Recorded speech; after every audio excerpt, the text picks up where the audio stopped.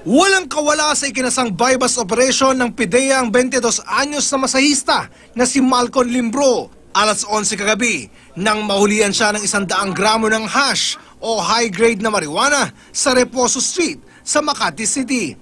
Ang halaga umano nito aabot sa 25,000 piso.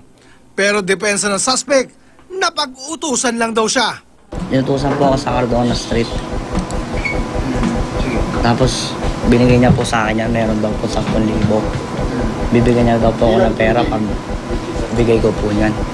Bago si Limbro, unang nadakip ng mga taga-PIDEA ang 18 anyos na Indian national at estudyante ng isang premyadong universidad sa bansa na si Prabjot Hill. Nakuha sa kanya ang 223 piraso ng ecstasy na may street value umano na 334,500 pesos.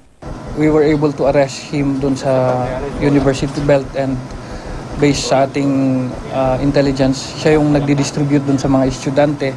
At the same time, one of the major distributor, especially pag may mga occasion, so mga parties, siya yung nagdi-distribute.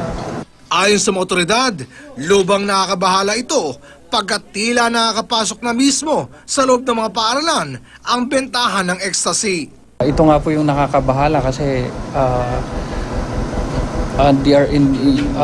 parang ang nagiging biktima tuloy niya yung mga kasama niyang mga estudyante. So tinitingnan namin yung kanilang grupo in order for us to conduct more operations para matigil ang kanilang operasyon.